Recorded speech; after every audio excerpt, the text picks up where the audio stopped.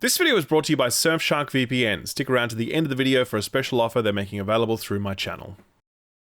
Gamers, did you happen to stop by for the 12-hour charity livestream we ran over the weekend? If not, you missed out, let me tell you. You missed Greg Miller from Kinda Funny reading out the name of every erotic visual novel listed on Steam. You missed Alana Pierce bombing into a live Q&A of the Friends Per Second podcast. You missed the voices of Clive Rosfield, Lady Dimitrescu, and Shadowheart all doing a live reading of the 1999 Sonic the Hedgehog animated movie script.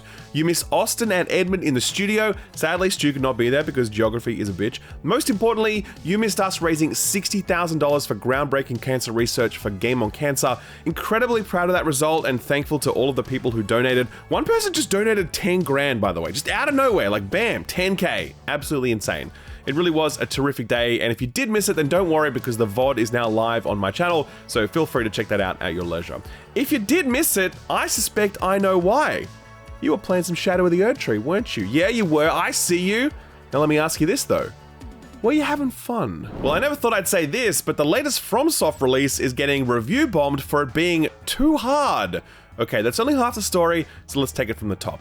As you will no doubt be aware, Shadow of the Erdtree launched last week to critical acclaim. And when I say critical acclaim, I mean it's a 94 on OpenCritic, the highest rated DLC in the history of DLCs, eclipsing The Witcher 3's Blood and Wine expansion, which achieved a 92. 9s and 10s all round with one notable outlier, Eurogamer. Their reviewer scored the expansion a still respectable 3 out of 5, but they hadn't the affection for it that they had for the base game. They decried the approach to narrative, which is a lot more overt this time around, something I love, but I can see how a lore enthusiast might find it a little too handholdy. The section of the review that garnered the most attention, though, was about difficulty. Here's what the reviewer had to say, quote, "This, however, feels like difficulty for difficulty's sake, turned up to 11, perhaps because with the added expectations of a DLC having something extra absurd to conquer, even though it technically doesn't require finishing the core game. I go through dozens of deaths over a period of several days, and despite taking breaks to go off and do other things and explore other areas, I realized that I just don't want to do this anymore," end quote. So you can imagine how the initial reception to this review went down. Lots of angry tweets,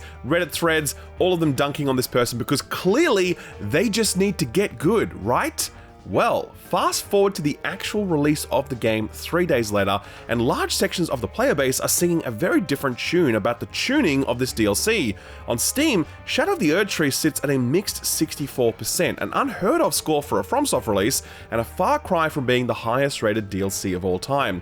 Now to be clear, many of the negative reviews are focused squarely on PC performance, an issue that appears to be equally present on consoles.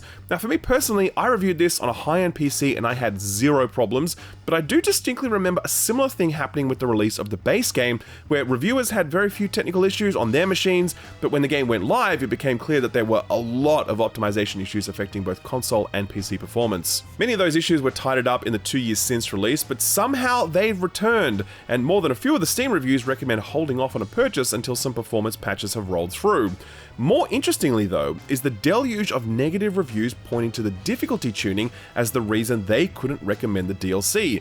Here's some examples of that sentiment. Quote, "This DLC is the epitome of difficulty for difficulty's sake. Around the world, there are large numbers of enemies who act like bosses. They do not flinch, have combos lasting the better part of 5 minutes, or until your health is empty, which won't take long because even with good armor, good health, good defensive talismans, spells, etc., and 11 scattered tree blessings, they will still melt you within the first 3 strikes," end quote. Another wrote, quote, "Everything will kill you in 2 hits, and you will need to DPS check the bosses with Mimic tier to not go insane. The DLC might be worth it once modders nerf it to playable levels. What happened to difficulty being used for pacing? Please, for the love of God, let us go back to that," end quote. This last one put it rather succinctly, saying, quote, "Thanks everyone for saying the base game was easy. I hate this," end quote. It's definitely led to a huge amount of discourse online, with many people agreeing that FromSoft have gone too far here, giving enemies too much health and speed while making their combo attacks too long, providing too few openings for us to attack.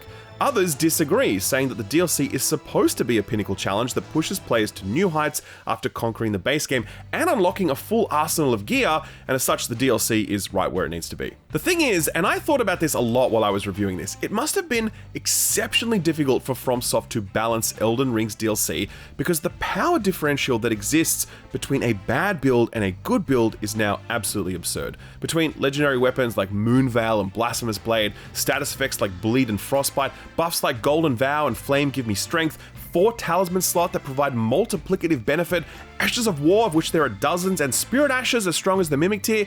Just think about a weak character not using any of that stuff versus a strong character using all of it, and then try to tune boss difficulty in that context. It would be next to impossible.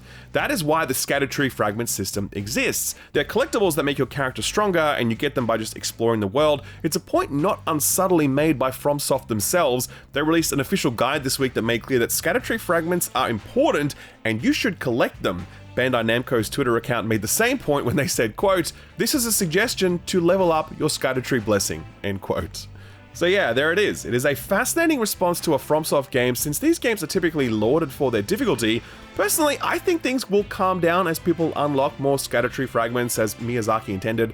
As for the merits of a load-bearing system like that, I do look forward to further discussion on that front, since I wasn't a huge fan of that system and it was one of the more disappointing aspects of the DLC for me. Alright, so that's the Erdtree backlash. What else went down this week? Well, Matt Booty of Xbox is still doing damage control around the decision to close Tango Gameworks, makers of The Evil Within, Ghostwire Tokyo, and Hi-Fi Rush. This closure happened at the same time as the closure of other studios, including Arcane Austin. That one stung, but it did kinda make sense on some level, since Redfall was easily the lowest quality first-party Xbox release this generation, and there were reports that the studio had experienced considerable talent drain over the years as staff exited what they saw was a doomed project. Speaking to Variety during a podcast, Matt Booty more than insinuated that a similar talent drain had occurred at Tango Gameworks, and that was at least a contributing factor in their decision to close the studio. Quote, "I think the thing to be considered is that for us, it's as much a forward-looking situation as much as it is looking back at one certain game. There are lots of things that go into success for a game. You know, what leadership do you have? What creative leadership do you have? Is the team the same team that shipped something successful previously? And we have to look at all of those things together and then ask ourselves, are we set up for success going forward? And while there may have been factors and situations that previously led to success, they may not still be in place as you look at what you're doing going forward," end quote.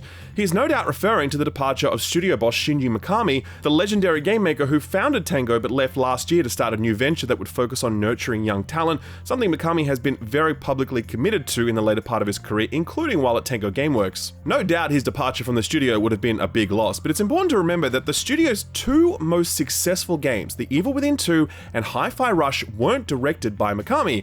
They were directed by one John Johannes, someone who was clearly ready and willing to continue working with the studio. We know this because he was tweeting his reaction to the closure news, at one point tweeting a photo of all of the awards Hi-Fi Rush had racked up, captioning it, "Not enough?" A response to Matt Booty himself, who earlier said that Microsoft needs small games for prestige and awards. A truly ridiculous thing to say out loud. Further to all of this, Tango Gameworks staff members were publicly rebutting the suggestion that the studio had suffered a terminal talent drain. By all accounts, it seems as though there were enough people to keep the ship sailing, but then you got Matt Booty suggesting that that wasn't the case. We obviously don't know who to believe in this situation, but I find it very difficult to believe that a studio that had for so long produced solid to excellent video games could suddenly collapse in a way that Microsoft felt that the only option available to them was to close the studio. That story just doesn't make sense, and unless Matt Booty and co are willing to provide more information, I'm far more inclined to believe the actual developers, who clearly believe that Tango Gameworks still had plenty of life left in it. Speaking of Xbox, something funny seems to be going on with the Xbox port of Black Myth Wukong. So eagle-eyed observers may have noted that the most recent trailer for Black Myth Wukong, which aired during the Summer Games Fest, did not have the Xbox logo present, despite being announced for an Xbox release on August 20th, same as for PS5 and PC. So that was obviously a little strange, but it started to make a whole lot of sense when last week, the developer Game Science updated their FAQ on their website with new information about platform release dates. They said, quote, "PC and PS5 users could enjoy the full game starting August 20th, 2024. We are currently optimizing the Xbox Series XS versions to meet our quality standards, so it won't release simultaneously with other platforms. We apologize for the delay and aim to minimize the wait for Xbox users. We will announce the release date as soon as it meets our quality standards," end quote. At first glance, this might have seemed like a bit of a familiar tale, the same song and dance we saw play out with Baldur's Gate 3, where Xbox Series S creates a bottleneck that developers struggle to squeeze through in time for launch. That was famously resolved by Xbox waiving their feature parity requirement for Baldur's Gate 3, allowing the game to ship without local co-op. That was a real sweetheart deal though, driven in no small part by the fact that Baldur's Gate 3 was a generation-defining CRPG that was achieving both critical and commercial success on a scale that Xbox just couldn't miss out on. Black Myth Wukong isn't on the same level, at least not so far, but even if it were, it may not even be possible for Microsoft to bend the rules even if they wanted to. That's because there may be some sort of agreement between Sony and Game Science that's delaying the launch of the game on Xbox hardware. Now, I will stress this is unconfirmed, and we've reached out to both Game Science and Sony for comment, no response at the time of recording, but both IGN and Windows Central reached out to Microsoft for a comment on this situation. They didn't seem to make any reference to exclusivity deals in their line of questioning, and so it was a bit strange when Xbox responded thusly, quote, "We're excited for the launch of Black Myth Wukong on Xbox Series XS, and we're working with Game Science to bring the game to our platforms. We can't comment on the deals made by our partners with other platform holders, but we remain focused on making Xbox the best platform for gamers, and great games are at the center of that," end quote. So again, no one seemed to ask about any deals, and yet here's Microsoft saying they can't comment on deals.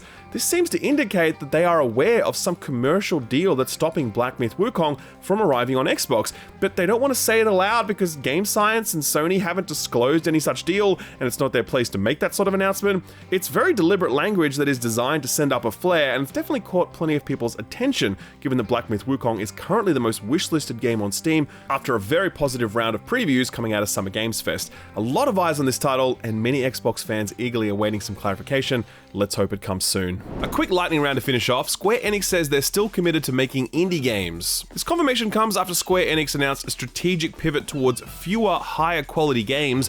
When quizzed about this during a shareholders meeting, CEO Takashi Kiryu said, quote, "If we define indie games as casual, small to medium scale games, we are working hard on those too. I can't name specific titles at the moment, but our development pipeline does not only include major titles. Indie game development should not be ruled out," end quote. That's good news, since there's only so many times you can re-release, remake, or spin-off a Final Fantasy game, and some of Square's best output over the last decade have been smaller indie titles. Looking at you, Power Wash Simulator. Speaking of Square Enix, they seem to be changing their tune when it comes to generative AI. Square's management have been quick to jump on tech fads in the past, like their plans to go balls deep on NFTs before the bottom fell out of that, and they were forced to walk back some of their more bullish language. The same thing seems to be happening here in relation to AI. Speaking in the same shareholder meeting, the CEO said, quote, "AI itself has tremendous potential, however, there's also many risks involved. We have introduced a flow whereby AI-related tools are used internally only after being properly examined," end quote. This is a far cry from his comments earlier in the year when he said that Square would be, quote, "aggressive in applying AI and other cutting-edge technologies to both our content development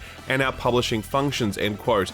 Give it another 6 months and Square Enix is going to be like, AI? What's that? We never said we liked AI, we hate AI. Either that or they'll just sweep it under the rug and pretend it never existed like they did with that NFT stuff. Speaking of pretending that NFT stuff never existed, Ubisoft assures us that Beyond Good and Evil 2 still exists. Always concerning when you need to constantly reaffirm something like that, but being in development for over a decade will do that to you, I guess. Hyping up a re-release of the original for the 20-year anniversary, the official Beyond Good and Evil Twitter account said this, quote, "Yes, Beyond Good and Evil 2 is still in development, and we cannot wait for you to discover more about Jade's past in the 20th anniversary edition," end quote. Looking forward to hearing that game still exists sometime in the future. Dr. Disrespect has been fired from the game studio that he founded. Midnight Society are currently hard at work building an NFT game, ew, but when allegations emerged last week that the doc was booted from Twitch for sexting a minor, the studio committed to exploring those allegations. They didn't furnish any proof in relation to the matter, but they obviously saw something that made them immediately sever ties with the man who was not only the studio founder and funder,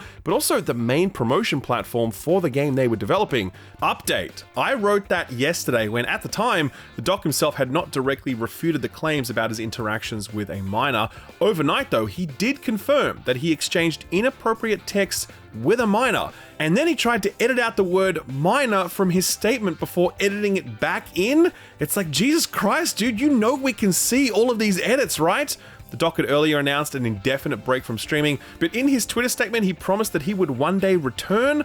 Reading the replies and the retweets, there doesn't seem to be much excitement for the idea of a comeback, with even his most ardent public supporters condemning his actions as well they should. In case it wasn't already bleedingly obvious, Sony appear to be all but done with the PSVR 2. Android Central are reporting that sources close to the situation say that Sony are effecting deep cuts to their PSVR investment. Quote, "My sources told me that there were very few opportunities for VR game development at Sony going forward. Another source informed me that only 2 PSVR 2 games are in development at Sony," end quote.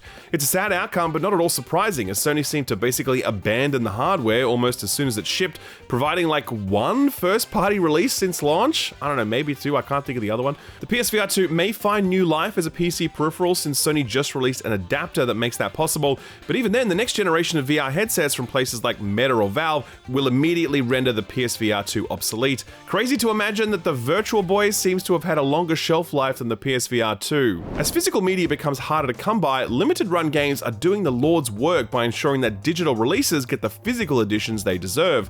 They just hosted a webinar where they announced physical editions for a bunch of games including Sea Smash, Hitman Blood Money Reprisal, Rain World, and Star Wars Dark Forces Remastered. They also announced re-releases for a bunch of games including the Gex Trilogy, Tomba Special Edition, and a personal favourite of mine, Fear Effect. That game absolutely ruled. Love to know that it will be playable on modern hardware all these years later. Lara Croft is coming to Dead by Daylight? Sure, why not? There's no gameplay yet, but there are some screenshots, and yep, that's definitely Lara Croft, alright. No date for this yet, but it should be pretty soon. Looks like we were about to get a new Red Faction game. 3 guesses who fucked that one up.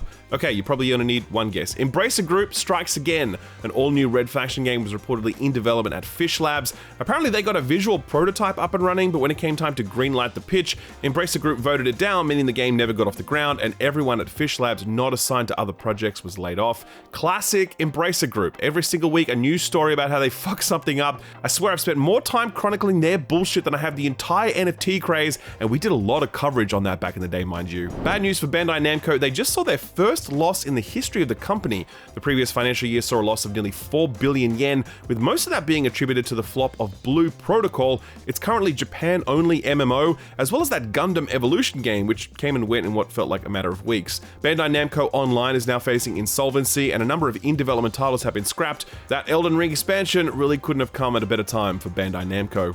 Some sales data to finish off. Shin Megami Tensei Vengeance has found itself a big audience beyond the Switch hardware. The game has now sold a combined 1.6 million units across all platforms, with 500k of that coming from non-Switch platforms in just the first 3 days of sale. 1.6 million is nice and all, but have you heard how well the Crash Insane trilogy has sold? 20 million units! 20 million units! That's insane! Resident Evil 2 Remake just passed 13.9 million units sold, making it the single highest selling game in the series, even higher than Umbrella Corp? That's right. I know that's tough to believe, but it's true. And finally, Microsoft Flight Simulator has just passed 15 million players, helped in no small part by the fact that it's on Game Pass. I wonder how many of those people did what I did. Booted it up, tried to take off, couldn't figure out any of the buttons, and then just logged straight off. Sound off in the comments if that's you too. So what got announced or delayed this week? Well, I mentioned a moment ago, but Beyond Good and Evil is getting a special 20th anniversary re-release. It's the original game, but touched up in the ways you might expect. 4K, 60 FPS, and a remastered musical score. It also features some new content, including a new mission that creates a narrative link to the sequel, which definitely exists, as Ubisoft likes to remind us. The 20th anniversary remaster arrives on all platforms today. Power Wash Simulator gets a second mention this episode because they're just about to release a special Alice in Wonderland themed DLC drop. Will we get to power wash the Cheshire Cat's stupid smile? Man, I hope so, otherwise I'm going to feel pretty robbed. This is paid DLC and arrives on July 2nd. Peppa Grinder from Devolver Digital got some fantastic reviews when it released a little while ago for PC and Switch. It is now headed to PlayStation and Xbox. It'll arrive on those platforms on August 6th. Really recommend checking this one out if you enjoyed the second Ori game, since this one is doing very similar things with how you move through the levels. Want to tame monsters without making them fight each other in some sick exploitative blood sport that's a little better than underground cockfighting? Well, don't play Pokemon, obviously, for those reasons and many more. Play Creatures of Ava instead, a game about partnering with animals to help you progress through an expansive and mysterious world. This one actually looks really interesting, both visually and in terms of the idea of using the local fauna as a sort of Metroidvania upgrade system. If you're keen to check it out, it's arriving on PC and Xbox on August 7th, and it will be on Game Pass. Epic Mickey Rebrushed is a top-to-bottom remaster of the classic Warren Spector-led platform adventure game starring Mickey and a bunch of Disney characters that time forgot. This was a very big surprise to see this one revealed revealed a little while ago, since much like the characters the game is based on, this one is often overlooked. Still, it's nice to see it getting another go-around, and on September 24th, it'll arrive on all platforms. And finally, Lords of the Fallen is getting another shot. The first game was one of the first efforts to emulate the formula laid down by FromSoft. It did not go very well, but for some reason the publisher wanted to keep the dream alive, releasing an all-new game with the same name last year.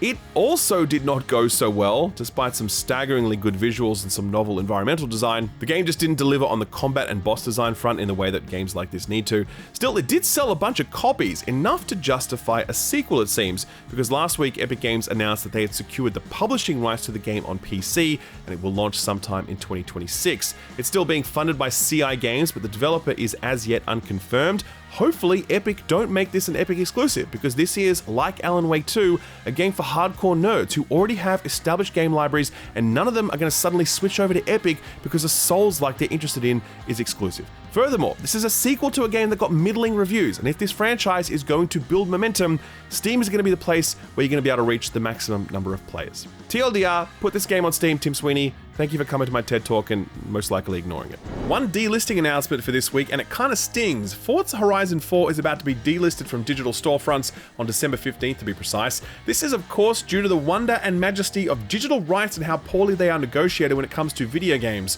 Movies continue to be sold in perpetuity because the contracts permit that, but car and music companies are unwilling to negotiate the same sort of deal with video games. They'd rather see the games entirely removed from sale than figure out a way to make money over the longer term. Very smart, guys. Anyway, Forza Horizon 4 is one of the good ones. It's set in England and it gave the franchise a lot of momentum. A real shame to see it disappear like that, but at least those who already purchased it will still be able to play it. And like I said, you still have until December 15th if you want to grab it on digital platforms. So what came out last week? Well, other than Erdtree, which we already covered in the intro, there wasn't a whole lot. That Riven remake arrived though, and shock horror, Riven is still good all these years later. No Steam reviews for it yet, but it's debuted at an extremely impressive mighty 87 on OpenCritic. PC Gamer scored it a 90, a very high score for them. They said of it, quote, "Riven's as captivating in 2024 as it's ever been. It's an inventive puzzle game that demands an intense yet unhurried sort of commitment and then lavishly rewards those who give it. It's a vibrant alien world layered with lore and secrets. It has plenty of new twists and old solutions that will surprise its biggest fans, but still appear seamlessly integrated to everyone else. This is how you remake a classic," end quote. Gaming Trend went a step further, scoring it a perfect 100 and saying, quote, "Each puzzle tells you something about the overall story and the people in it, and in that discovery, the drive to keep going. Yes, it's beautiful and sounds wonderful, but that's not the part that'll hook you. No, the mysterious place that Cyan Worlds has created will pull you in and hold you for the 15 to 20 hours it takes you to unravel everything it has to offer. Given just how much love and attention they've put into this masterpiece, it's wonderful to experience it all over again," end quote. Very nice to see how well this has held up all these years later. Only other major release, if you can call it that, was Super Monkey Ball Banana Rumble. Now this one actually comes from RGG, the studio that makes the Like a Dragon games. It's an original title in the Monkey Ball series, something that doesn't come along too often, since most of the releases you see are actually re-releases and bundles. But no, this is a new game, and it supports both local co-op and online multiplayer up to 16 players. On OpenCritic, it's landed at a strong 77, which isn't too shabby.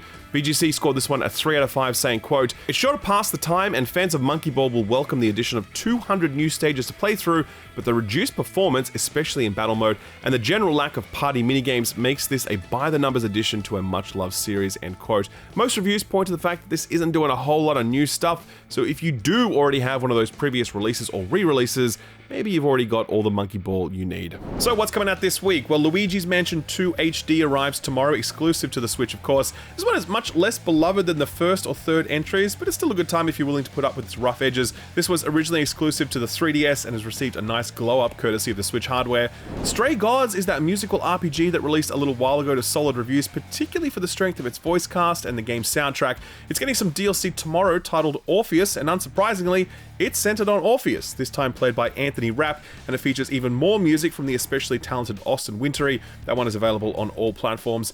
Biggest release of the week, no doubt, is Final Fantasy XIV's Dawn Trail expansion. A lot less hype for the release of this expansion than there was for Endwalker when it dropped 2 years ago, but back then Final Fantasy was at the absolute peak of its popularity owing to a mass exodus from World of Warcraft that had MMO fans looking for an alternative. That and the fact that Final Fantasy XIV is just a brilliant game, so it deserves it. This expansion is also less thematically climactic than the last. Endwalker was was the conclusion of a 10-year saga, while Dawn Trail is deliberately positioning itself as a bit of a vacation, gently setting up the next major story arc that's about to unfold. It features an entirely new MSQ to work through, new regions to explore, new gear to collect, but most importantly, 2 new jobs, the physical DPS Viper class and the ranged Pictomancer who literally paints stuff to deal damage and buff allies. That was a job introduced back in Final Fantasy VI, only revisited in the mobile Brave Exvius. And since Final Fantasy XIV fans are generally into the weird, obscure, deep-cut Final Fantasy jobs, there's a lot of excitement for this one. Dawn Trail arrives on July 2nd, and I will sadly not be playing it since I'm still busy with Destiny 2, and that's going to keep me busy for a while yet. When I get bored of that though, I may want to check out the first Descendant. Maybe? Probably not. It's a free-to-play looter shooter from Nexon. It's in Unreal Engine 5, so it does look nice, but my time with this in the past didn't leave me super hyped to play much more of it. That was a long time ago though, so there's every chance it's come a long way since then. But yeah, it's a third-person action shooter thing that's a little bit of Warframe, a little bit of Destiny, and a whole lot of what you'd expect from a game like this. It's free-to-play though, so the barrier to entry is low. It arrives on all platforms bar the Switch on July 2nd. And finally, Resident Evil 7 arrives for Mac and iOS devices on July 2nd. Interestingly, buying it on Mac also gives you access to the iOS port and vice versa. Not a bad bonus. Alright, if you enjoyed Lorelei and the Laser Eyes and you're looking for your next fix, then put this on your radar.